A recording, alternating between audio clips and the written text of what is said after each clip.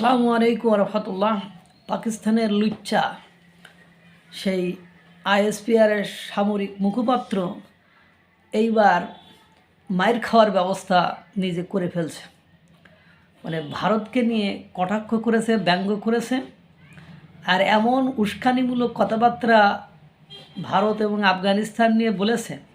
ও যে কোনো সময় এটা নিয়ে কূটনৈতিক পাড়ায় আন্তর্জাতিক মহলে সমালোচনার ঝড় উঠেছে।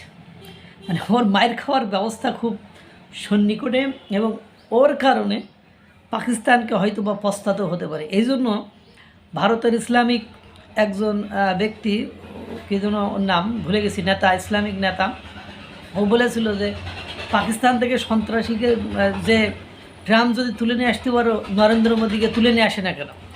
তো ওর বক্তব্যটা ঠিক ওরকমই হয়েছে। এখন কাবুলের সঙ্গে পাকিস্তানের চলমান যে উত্তেজনা সেটা আপনারা দেখেছেন। মানে কোনোভাবে আফগানিস্তান মাথা নত করছে না, বা আফগানিস্তান পাকিস্তানকে কোনোভাবে পাত্তাই দিচ্ছে না, এবং পাশাপাশি টিটিপি, বালুচিস্তান, এরা একের পর এক মানে পাকিস্তানকে নাস্তানাবুদ করে ফেলছে।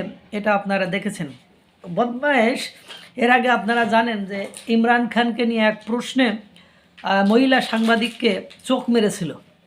সেই বদমাইশটা ও বলছে যে যে কাবুলের সঙ্গে পাকিস্তানের চলমান উত্তেজনার পেছনে সরাসরি হাত রয়েছে ভারতকে হুমকির সুরে কথা বলে সে, এবং তার মুখে ব্যঙ্গাত্মক ভঙ্গি দেখা যায়। তিনি বলেন, এবার পাকিস্তানের কোনো হামলা হলে পাকিস্তান এমনভাবে প্রতিহত করবে যেটা দেখে আপনারা মজা না পেলে টাকা আপনাদেরকে ফেরত দেওয়া হবে। আবার বলছে যে কাউকে যে কোনো দিক থেকে মানে আসার মানে দেওয়া হলো, দেখে নেবে। আর 2026 সালে কেমনভাবে চলবে সেটা পাকিস্তানের চলা ফেরা ওঠা বসা দিকে বুঝতে হবে। নাউজুবিল্লাহ মিন যালিক। টিটিপি, বালুচিস্তান, খাইবার পাখতুন, পক, এদের জ্বালায় প্রতিদিন মানে প্রতি সপ্তাহে 10 জন 20 জন করে পাক সেনা নাই হয়ে যায়, কিছুই করতে পারে না। মানে আসিফ মনির নিজেদের এয়ারপোর্ট বিক্রি করে দিতেই, মানে এয়ারলাইন্স বিক্রি করে দিতে হয়। তারপরে ঋণে জর্জরিত, অন্যের দয়া দাক্ষিণ্যের উপরে বেঁচে থাকতে হয়। সে আবার নিচে পাটপুট নিতে গিয়েছে। এইটাই বলে যে মানে শাল পেছনে কোনে ঘোরো, মানে আমার পেছনে এসে লাগো, মানে এই যে আশেপাশে কেন ঘোরো, আমার পেছনে এসে লাগো। কিন্তু এইবার ভারত যা করবে দেখবেন কিছুদিনের মধ্যে। ও ভারত ওর একখান ঠাটানি দিছে, হ্যাঁ, ওই ঠাটানিও খাবে, খুব দ্রুতই খাবে।